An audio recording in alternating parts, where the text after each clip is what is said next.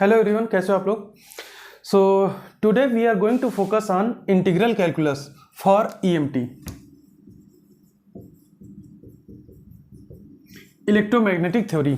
सो अगर आप electromagnetic theory start करने जा रहे हो तो आपको इंटीग्रल कैलकुलस का बेसिक कॉन्सेप्ट पता होना चाहिए, बिकॉज इलेक्ट्रोमैग्नेटिक थ्योरी में most of the thing integral calculus से ही डिफाइन होती हैं। तो आज के लेक्चर में हम इंटीग्रल कैलकुलस पे ही फोकस करने जा रहे हैं। And in integral calculus there are 3 types of integrals. First one is line integral, second one is surface integral, and third one is volume integral.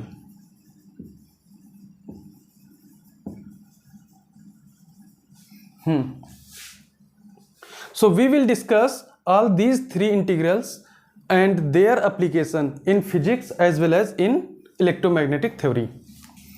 So first we start from line integral.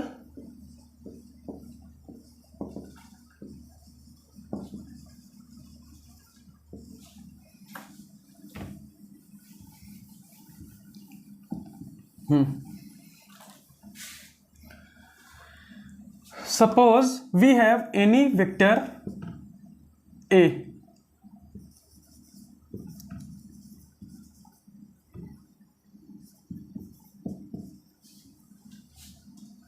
and we have a curve like this, which is defined by the equation r is equal to rt, means r which is the function of t, time, and its initial point is A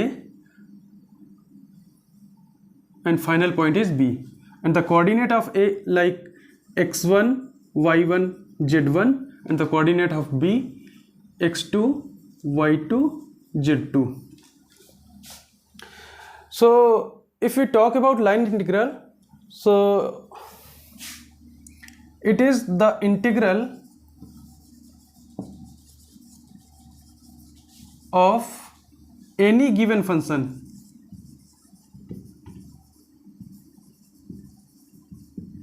it may be vector or scalar. So the integral of any given function along the curve is known as line integral. So this is the basic definition of line integral, and it may be expressed as IL is equal to integration of A dot dl if A is any given function, vector function. So A dot dl along the curve. तो अगर इसकी physical meaning देखें तो क्या है कि इस curve के अलोंग ए वेक्टर का हम लाइन इंटीग्रल निकाल रहे हैं, तो इसको अगर हम स्मॉल सेगमेंट में ब्रेक करें इस तरीके से, तो ये मिलेगा A dot D L 1, A dot D L 2 and A dot D L 3 like this. तो इन सभी का अगर समेशन देखें तो हमें मिलेगा A dot D L 1 plus A dot D L 2 plus A dot D L 3 plus dash dash dash so on. So इसको हम इस फॉर्म में भी लिख सकते हैं, summation of A D L I here I. So जो value हमें इसको ऐड करने पे मिलेगी, ए से बी के बीच में सारे सेगमेंट्स को, स्मॉल सेगमेंट्स को ऐड करें तो जो वैल्यू मिलेगी वही वैल्यू हमें इस इंटीग्रेशन की मिलेगी। So it may be defined like this. अब अगर लाइन इंटीग्रल हम इनिशियल पॉइंट ए और फाइनल पॉइंट बी के बीच निकाल रहे हैं, तो इसको हम लिमिट के फॉर्मूले भी इस तरीके से लिख सकते हैं, A B A dot D L. So this is line integral. Of vector function A along this curve in the range a to b। So ये हो गया। हाँ, बट कहानी यहाँ तक ख़त्म नहीं होती है, एक्चुअली कहानी यहाँ से शुरू होती है। तो होता क्या है कि जो लाइन इंटीग्रल आया है this one, it may be path independent और it may be path independent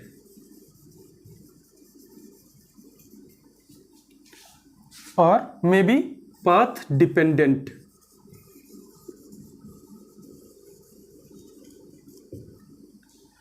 हाँ, तो हमें पाथ इंडिपेंडेंट और पाथ डिपेंडेंट की कहानी देखनी है कि क्या क्या चीज़ें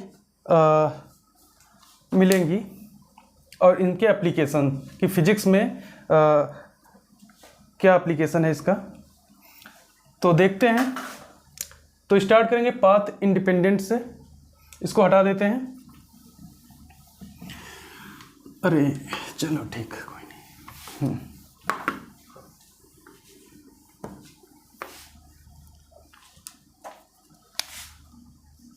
so next topic is path independent.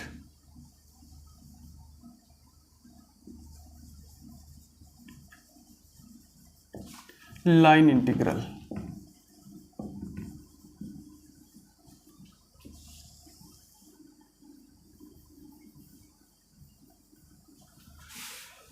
So it's mean the line integral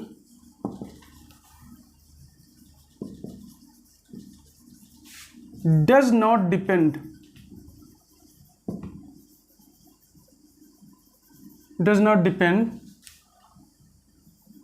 on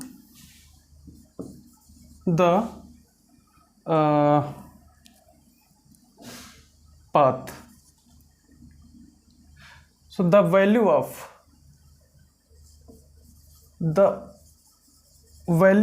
of line integral does not depend upon path। क्या है मीनिंग इसका कि मैंने एक कर्व बनाया था अभी इस तरीके से, इस इनिशियल पॉइंट ए था और फाइनल पॉइंट बी है। अब अगर इसके अलोंग हम वेक्टर ए का लाइन इंटीग्रल देख रहे हैं तो हमें इस पाथ के अलोंग मिलेगा, बट अगर line integral does not depend upon path है तो इसका मतलब ये हुआ कि आप इस पॉइंट से इस पाथ के अलोंग अगर लाइन इंटीग्रल निकालें या फिर इस पाथ के अलोंग लाइन इंटीग्रल निकालें, तो सपोज इस पाथ के अलोंग लाइन इंटीग्रल आया AL1 और A से B इस पाथ के अलोंग लाइन इंटीग्रल है AL2 एंड इस पाथ के अलोंग लाइन इंटीग्रल है AL3। सॉरी, अरे क्या लिख रहा हूँ, IL line integral.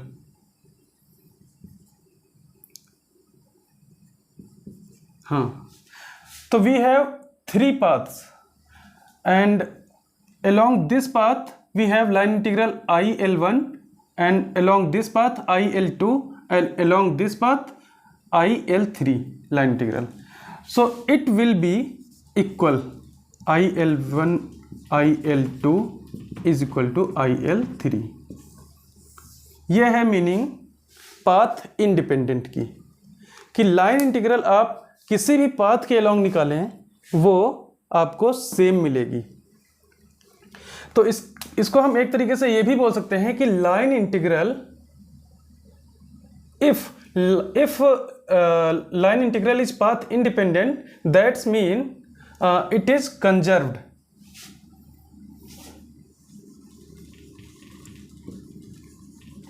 constant, and in this case value of integral IL which is written as a dot dl limit a to b, and this function a is called conservative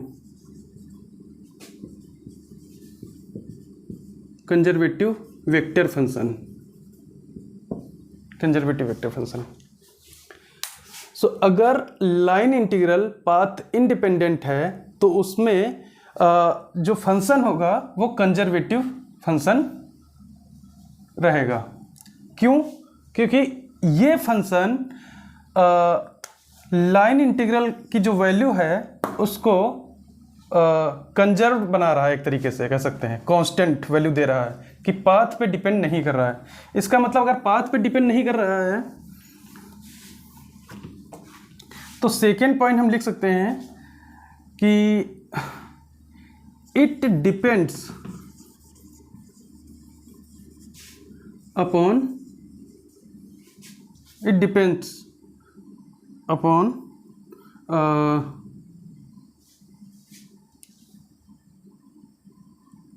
initial and final points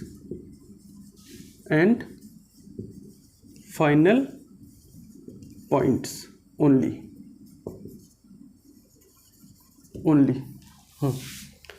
इसका मतलब यह है कि I L की value जो है वो initial और फाइनल पॉइंट पे डिपेंड करेगी, ठीक है, पाथ पे डिपेंड नहीं करेगी।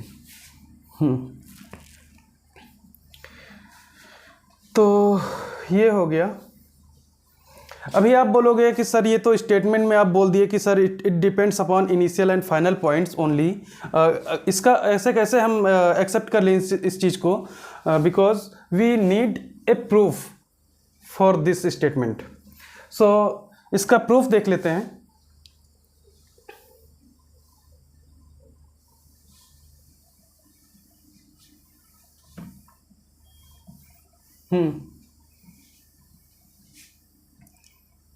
So now we are going to prove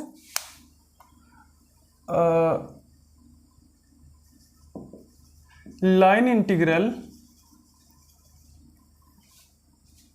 depends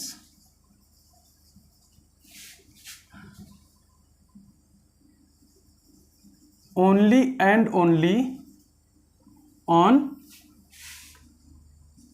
initial and final point।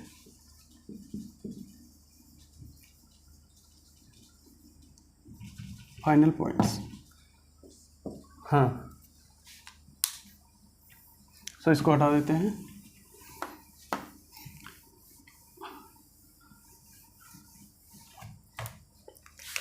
ये so suppose we have line integral I L which is written as A dot D L, और आपको पता है कि grad of any scalar function gives a vector quantity.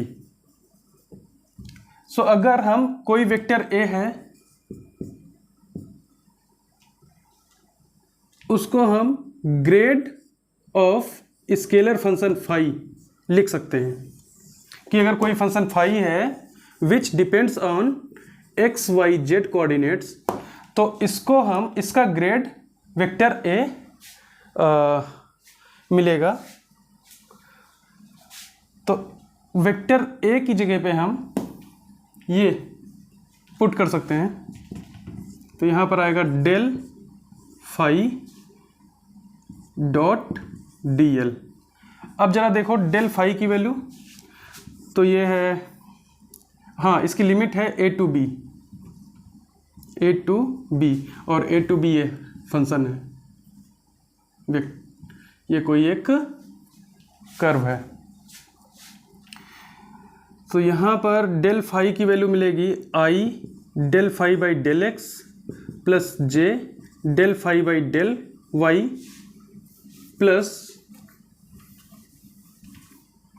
Plus K cap del phi by del Z. ये and D L को आप define कर सकते हो, डिफरेंशियल लाइन एलिमेंट है, तो डी एक्स आई कैप प्लस डी वाई जे कैप प्लस डी जेड के cap. अब इन दोनों का डॉट प्रोडक्ट अगर देखें तो मिलेगा हमें इंटीग्रेशन ऑफ यहाँ पे A B del phi by del x D x plus del phi by del Y D y plus del phi by del Z D z, ये मिलेगा। तो अगर आप इस क्वांटिटी को देखें, इस क्वांटिटी को, तो मैंने बोला कि phi which depends on X Y Z. So इसका अगर डिफरेंस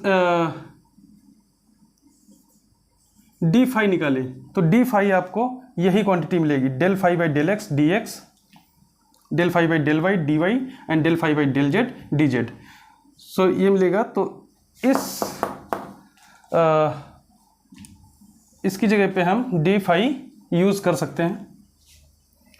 तो यहाँ से स्टार्ट करते हैं फिर से।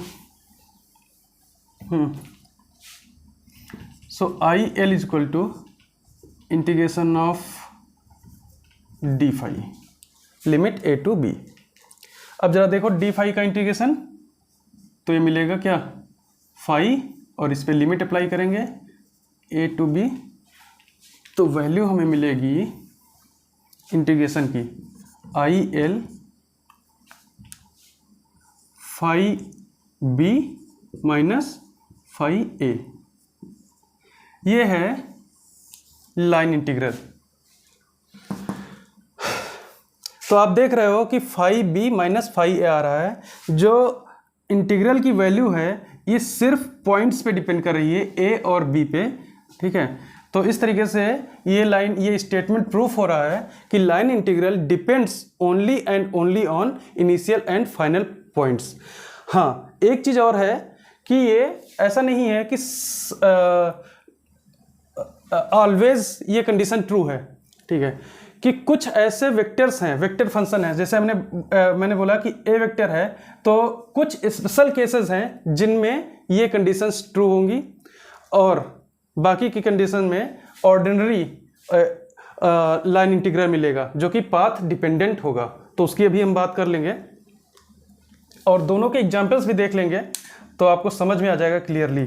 अभी तक यहाँ तक क्लियर समझ में आया होगा कि line integral for special class of vector function depends only and only on initial and final points this. अब जरा इसके आगे एक बहुत इंपॉर्टेंट चीज़ है, उसको जरा समझते हैं। क्या है कि अगर ये जो इनिशियल एंड फाइनल पॉइंट्स हैं इनको हम किसी तरीके से क्लोज्ड लूप बनाएं, सपोज ये एक क्लोज लूप बनाते हैं, तो ए पॉइंट जो है ये बी पॉइंट पे लाई करेगा। It's mean A should be equal to B, because A के कोऑर्डिनेट्स थे x1 y1 z1 और बी के कोऑर्डिनेट्स थे x2 y2 z2। अब अगर दोनों पॉइंट एक ही पॉइंट पे आ गए तो दोनों के कोऑर्डिनेट्स सेम हो जाएंगे। हाँ, तो we can write for closed loop, for closed loop a is equal to b, and if a is equal to b then line integral IL will be, बोलो क्या वैल्यू क्या थी, ये a डॉट डी एल की value निकल रही थी a to b, और इसकी वैल्यू मिल रही है phi b minus phi a। So अगर a b इक्वल हो गया तो आपको ये वैल्यू 0 मिलेगी। So we can write a dot D L A to B, या फिर यहाँ एक चीज़ और है, ये क्लोज्ड लूप के अलोंग हम निकाल रहे हैं, ठीक है, तो ये हटा दो।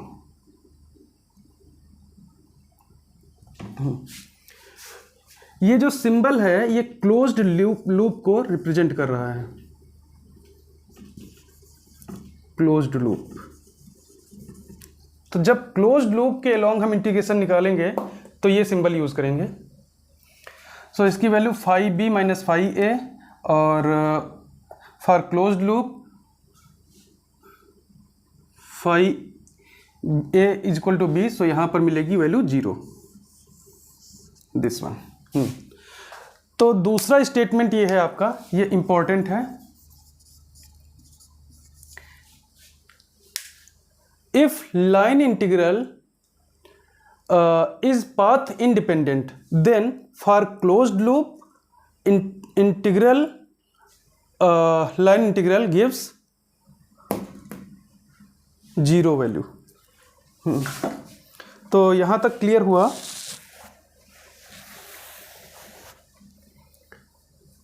और इस केस में जो ये वेक्टर है, इस वेक्टर को हम डिफाइन करेंगे कंजर्वेटिव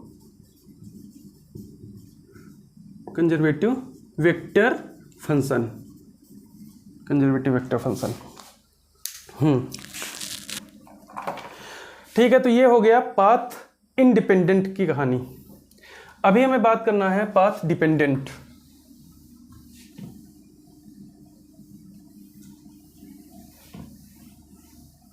तो पाथ डिपेंडेंट मीन्स सिंपल है, ordinary. Second one is path dependent. So अगर I L depends on path, if I L depends upon path, इस पाथ के लॉन्ग निकाल रहे हैं और इस पाथ पे डिपेंड कर रहा है। सो आई एल की वैल्यू जो आएगी integration of A dot D L along this curve. तो यहाँ पर जो ये वेक्टर होगा, इस वेक्टर को हम बोलते हैं non conservative field vector, non conservative field vector. तो अगर आपको अब क्लियर हो गया होगा कि अगर पाथ इंडिपेंडेंट है तो वेक्टर तुम्हारा रहेगा कंजर्वेटिव, अगर पाथ डिपेंडेंट है तो वेक्टर जो है, वेक्टर फंक्शन जो भी है वो नॉन कंजर्वेटिव रहेगा। इसको हम वाइस वर्सा भी बोल सकते हैं कि for non conservative vector the integral line integral will be path dependent, and for conservative vector the line integral of vector A will be path independent. तो ये हो गया। अब बात करेंगे हम इसके बाद इसका एप्लीकेशन, फिजिक्स में क्या एप्लीकेशन है।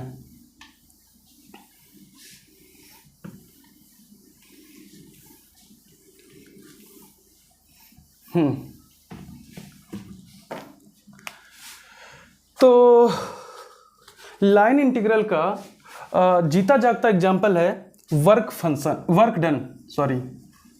डन।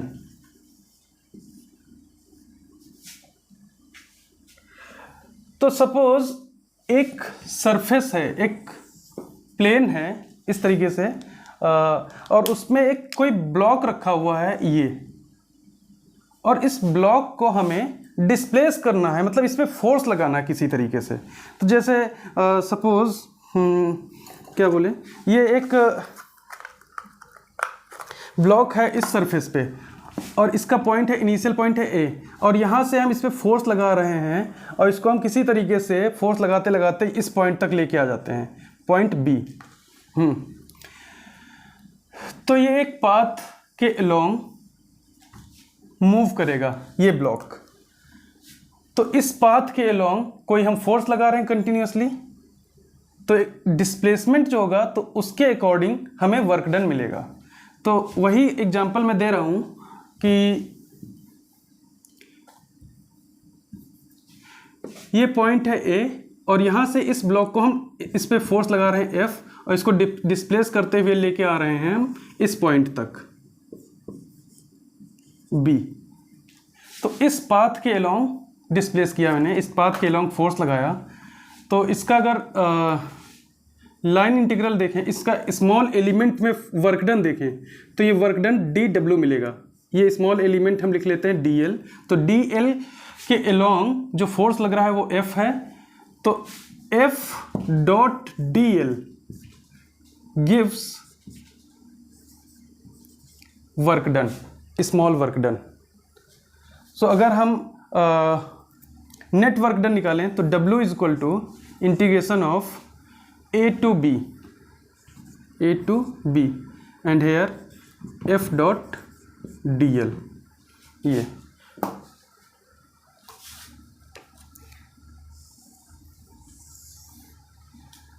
अब इससे पहले अभी मैंने बोला कि ये जो फोर्स है, ये जो यहाँ पर जो वेक्टर होता है, ये दो टाइप से एग्जिस्ट करता है, एक तो कंजर्वेटिव, दूसरा नॉन कंजर्वेटिव।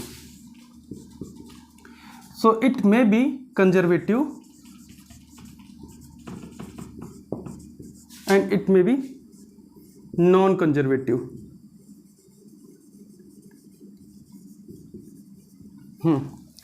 और इस पे डिपेंड करेगा work done.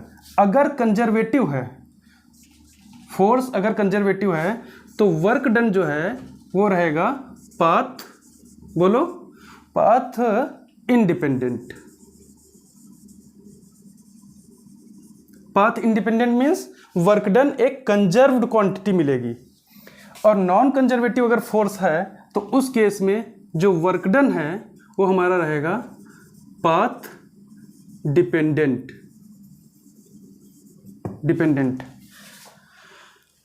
If force is non conservative then work done will be path dependents. अच्छा, क्या एग्जाम्पल्स हैं इसके? कोई कुछ फोर्सेस होंगे, कौन से ऐसे फोर्सेस हैं जो कंजर्वेटिव हैं, कंजर्वेटिव कैटेगरी में रखते हैं? कौन से ऐसे फोर्स हैं जो नॉन कंजर्वेटिव फोर्सेस हैं? तो एक एक करके देख लेते हैं। इसके बाद में अब जो स्टार्ट होने जा रहा है ये बहुत स्ट्रॉन्ग कॉन्सेप्ट आपका क्लियर करेगा।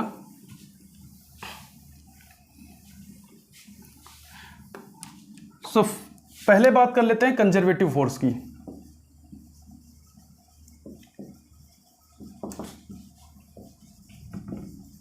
फोर्सेस, तो मैंने बोला कि फॉर कंजर्वेटिव फोर्सेस या the forces by which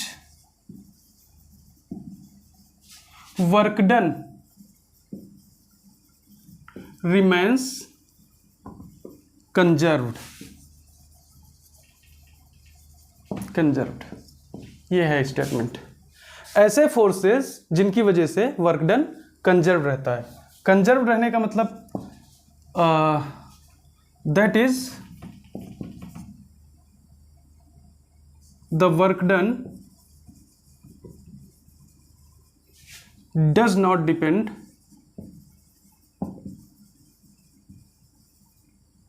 upon path.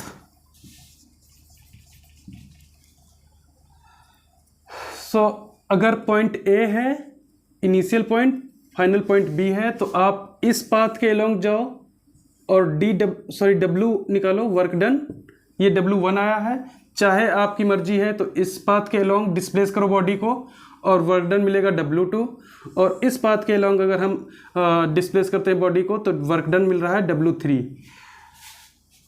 तो अगर फोर्स, जो भी फोर्स हम लगा रहे हैं बॉडी पे, वो अगर कंजर्वेटिव कैटेगरी में है तो W1 should be equal to W2, that one should be equal to W3। It's mean work done remains conserve for conservative forces. ये है कंजर्वेटिव फोर्सेस की डेफिनेशन और उसका कॉन्सेप्ट। और हाँ, second one most important, for closed loop, work done remains 0 for closed loop.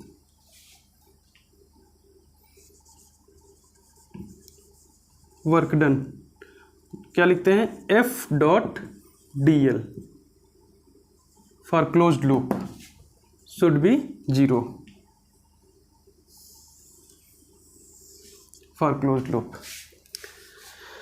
तो ये दो कंडीशंस हैं और इनका अब हम एक एग्जांपल लेके समझते हैं, तभी समझ में आएगा, क्योंकि स्टेटमेंट से समझ में नहीं आती चीज़ें जब तक हमारे पास कोई एग्जांपल नहीं आता है। तो देख लेते हैं।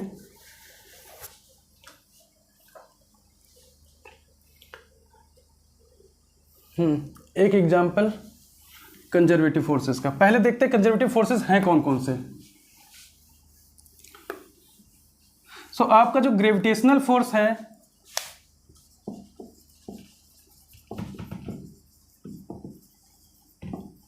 ग्रेविटेशनल फोर्स, इलेक्ट्रोस्टैटिक फोर्स,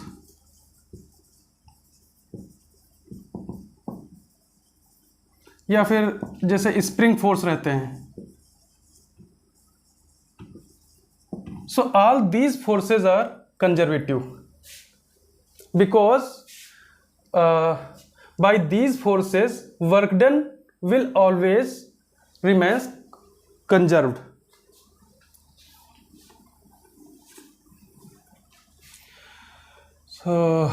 ये हैं एग्जाम्पल्स, इनको याद रखना आप।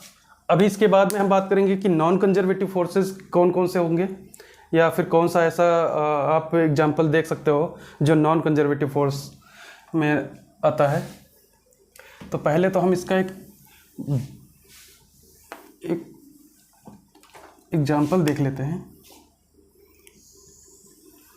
ये एक इंक्लाइंड प्लेन है हमारे पास,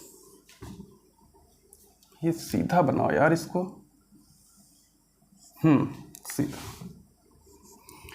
and this is theta angle. ये इंक्लाइंड प्लेन है, ये पॉइंट है ए, बी एंड सी। एक काम करो, इनिशियल पॉइंट ए हम इसको चूज करते हैं, ये है B and this one is C, final point. और एक बॉडी रखी हुई है एम मास की इस इनिशियल पॉइंट पे, एम मास की बॉडी है, इसको हमें डिस्प्लेस करना है, इस फाइनल पॉइंट तक लेके आना है। तो फाइनल पॉइंट तक लेके आना है तो दो रास्ते हैं आपके पास। आप डायरेक्ट ए टू सी आ सकते हैं, और दूसरा है A to B and then B to C. So दो पाथ क्लियर हो गए, दो पाथ हैं, एक तो ये पाथ है और दूसरा पाथ है ये। So work done along A to C, इसकी वैल्यू हमें देखनी है कितनी आ रही है, और work done along A B C, इसकी वैल्यू देखनी है कितनी आ रही है for conservative force. Conservative force का एग्जांपल मैंने दे दिया, ग्रेविटेशनल फोर्स है, इलेक्ट्रोस्टैटिक फोर्स है एंड स्प्रिंग फोर्स, इस तरीके के जो भी फोर्स हैं। सो अब जरा इस प्रॉब्लम को सॉल्व करो और WAC निकालो। कैसे निकालोगे? ये M है तो आपको पता है कि यहां पर एक mg फोर्स लगेगा,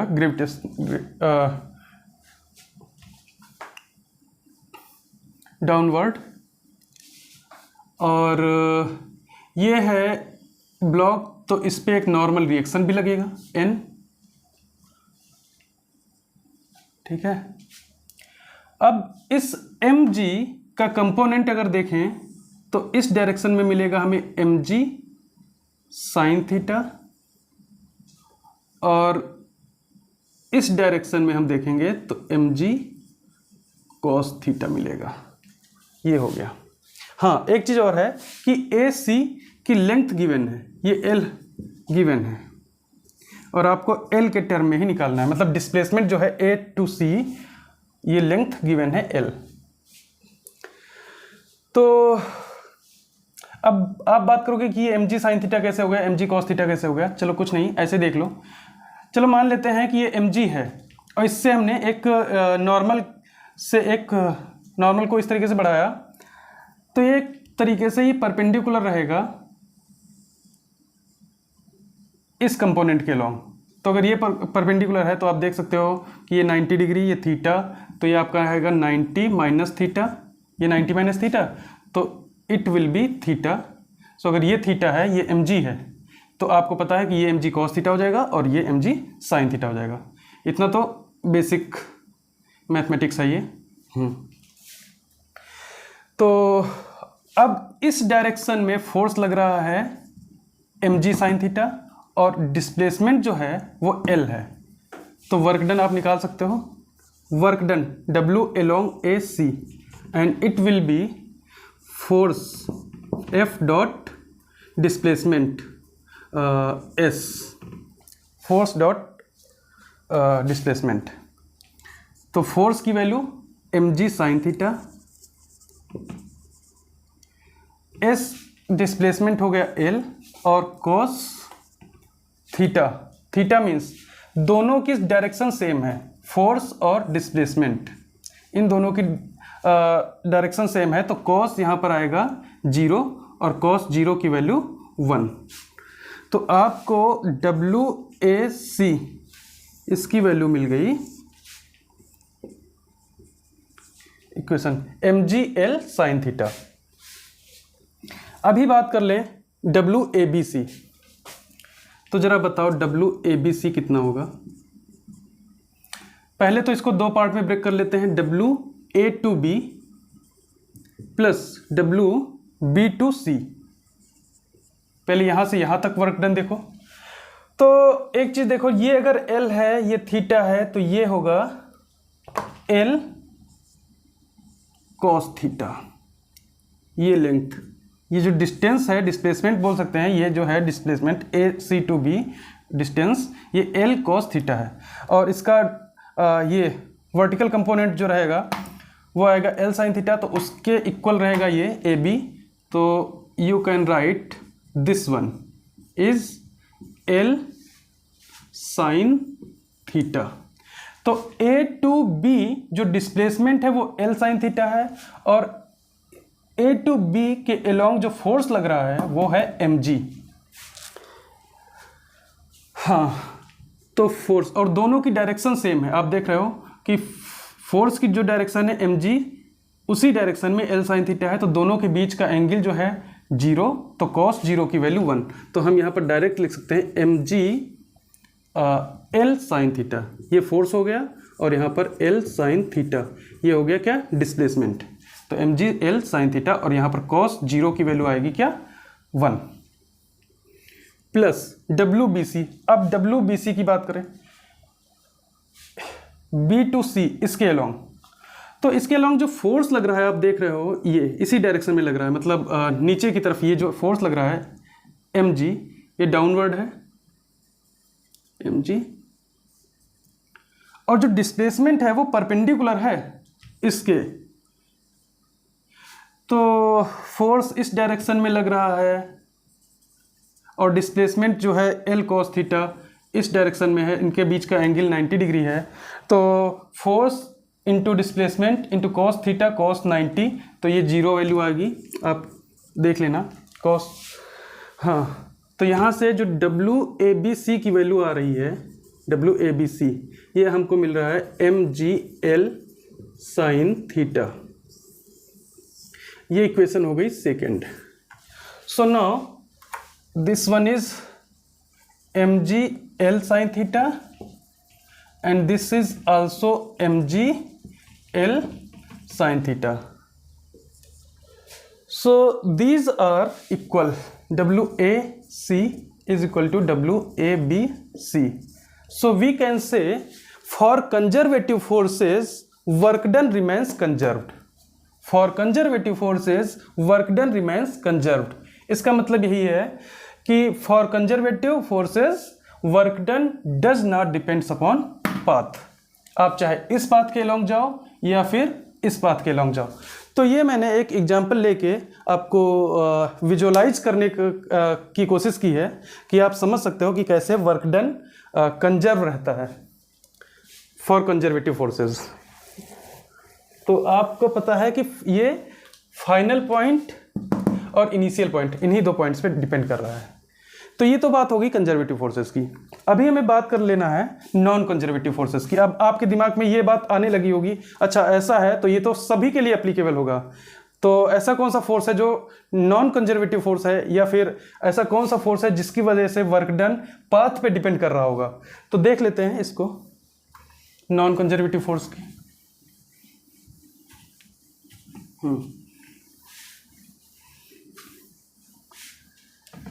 So next one is non-conservative forces. अब बात करें एग्जाम्पल्स की,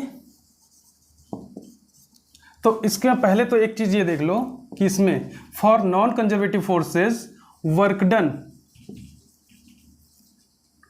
done depends upon path, depends upon path.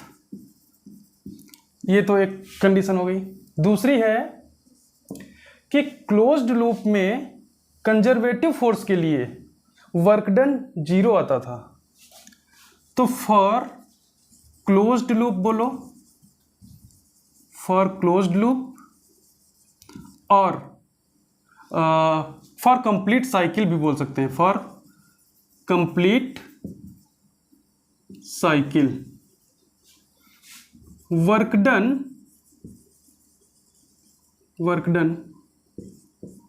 is not equal to 0.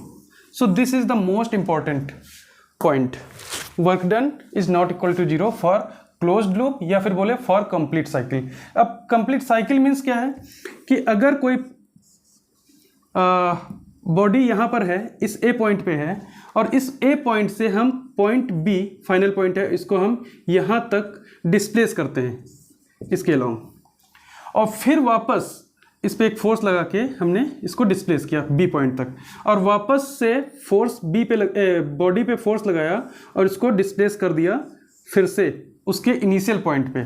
तो ये एक तरीके से कंप्लीट साइकिल मिल रही है और ये अगर कंप्लीट साइकिल मिल रही है तो एक तरीके से क्लोज लूप के तरीके से कंसीडर कर सकते हैं। और उस केस में वर्क डन जो है कंजर्वेटिव फोर्स के लिए 0 था, बट नॉन कंजर्वेटिव फोर्स के लिए वर्क डन 0 नहीं होगा, ये है। तो इस चीज को हमें प्रूफ करना है। एक एग्जांपल लेके देखते हैं। तो कौन से ऐसे फोर्सेस होंगे, मैं बोल रहा हूं एग्जांपल है इसका frictional force. So this is the example of non conservative force. और अब फ्रिक्शनल फोर्स के लिए हमें यह प्रूफ करना है कि वर्क डन 0 नहीं होगा। किस केस में? क्लोज्ड लूप के लिए या फिर बोलें कंप्लीट साइकिल के लिए। तो for complete cycle work done is not equal to 0 for non conservative frictional force. तो देखते हैं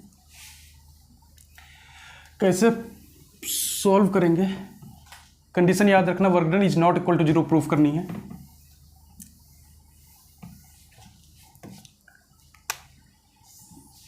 पॉइंट ए है, पॉइंट बी है, यहां पर मास m मास का एक ब्लॉक रखा हुआ है ए, इस पे हम फोर्स लगा रहे हैं इस डायरेक्शन में F। तो अगर इस डायरेक्शन में फोर्स लगा रहे हैं तो आपको पता है फ्रिक्शनल फोर्स जो है इस डायरेक्शन में लगेगा, फ्रिक्शनल फोर्स इस डायरेक्शन में लगेगा। बट इस पे अगर हम इस डायरेक्शन में फोर्स लगा रहे हैं तो डिस्प्लेसमेंट जो होगा वो इस पॉइंट्स के अलॉन्ग, इस पाथ के अलॉन्ग होगा। तो आपको पता है कि ये है डिस्प्लेसमेंट की डायरेक्शन, एस कर सकते हो। और इस फ्रिक्शनल फोर्स की वजह से हमें वर्क डन निकालना है। तो work done W A to B देखें कितना आएगा, A to B। तो फोर्स इंटू डिस्प्लेसमेंट ये रहता है। और फोर्स कौन सा है? Frictional force. फोर्स वो हम अप्लाई कर रहे हैं, वो तो एक्सटर्नल फोर्स है, बट हम force work done, this is the work done due to frictional force निकाल रहे हैं, फ्रिक्शनल फोर्स की वजह से वर्क डन निकाल रहे हैं। तो इस F की वैल्यू आएगी F, S की वैल्यू S, अगर यहां से यहां तक डिस्प्लेसमेंट S है तो S, और cos थीटा की वैल्यू अब बताओ कितनी है कि डिस्प्लेसमेंट इस डायरेक्शन में है, इस डायरेक्शन में है, और फोर्स आपका इस डायरेक्शन में लग रहा है, तो 180 डिग्री डिस्प्लेसमेंट, तो एंगल तो 180 डिग्री, और cos 180 डिग्री की वैल्यू पता है आपको कितनी है, -1, तो Fs माइनस Fs आ जाएगा। तो WAB की वैल्यू ये निकल गई। अभी हमें निकालना है BA। अब यहाँ तक बॉडी आ गई, अब इसको फर्दर हमें इसको डिस्प्लेस करना है पॉइंट A तक। तो अब अगर इस पे फोर्स इस डायरेक्शन में आप लगाओगे तो फ्रिक्शनल फोर्स जो है उसकी डायरेक्शन रहेगी ये स्मॉल f, ये है फ्रिक्शनल फोर्स की डायरेक्शन, बट जो डिस्प्लेसमेंट है वो इस डायरेक्शन में रहेगा। तो फिर वही बात है कि डिस्प्लेसमेंट इस डायरेक्शन में है, फ्रिक्शनल फोर्स इस डायरेक्शन में है, एंगल बन रहा है 180 डिग्री। तो यहाँ पर F डॉट S और F की वैल्यू F और S की वैल्यू है S, और cos 180 डिग्री और cos 180 डिग्री की वैल्यू -Fs। अब आप दोनों फोर्स को ऐड कर दो, नेट फोर्स निकालो।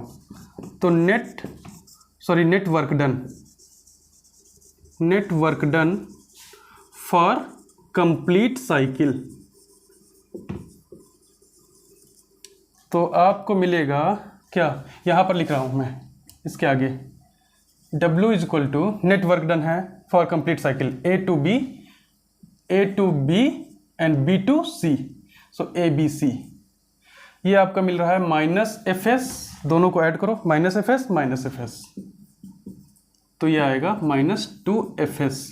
सो यहाँ से आप देख रहे हो कि WABC is not equal to 0। हाँ, WABC is not equal to 0। ये कब आ रहा है, जब हम एक कंप्लीट साइकिल के लिए वर्क डन निकाल रहे हैं। किसकी वजह से, फ्रिक्शनल फोर्स की वजह से। तो इस केस में कहने का मतलब है वर्क डन कंजर्व नहीं है, वर्क डन जो है वो पाथ पे डिपेंड कर रहा है। इसका मतलब ये हुआ कि जो ये फ्रिक्शनल फोर्स है ये नॉन कंजर्वेटिव फोर्स कंसीडर किया जाएगा। तो ये हो गई कहानी लाइन इंटीग्रल की, और उससे रिलेटेड जो एप्लीकेशन है फिजिक्स में वो मैंने बताया। Path dependent, path independent, conservative force, non conservative force, दोनों के एग्जांपल्स दिखाए हैं। कंप्लीट कॉन्सेप्ट मैंने यहाँ पर दे दिया है आपको। आप आई होप आपको समझ में भी आया होगा। तो ठीक है, आज के लिए इतना रखते हैं, और नेक्स्ट लेक्चर रहेगा हमारा इसके आगे कौन सा, सरफेस इंटीग्रल। उसमें भी इंटरेस्टिंग चीज़ें मिलेंगी आपको, सरफेस इंटीग्रल, और उसका एप्लीकेशन देखेंगे। तो ठीक है, बने रहिए आप फिजिक्स एक्सिस पे, और मिलते हैं जल्दी। फिजिक्स एक्सिस, हाँ, बाय अजीत वर्मा। ओके, तो ठीक है, मिलते हैं जल्दी। तब तक के लिए टाटा, बाय बाय।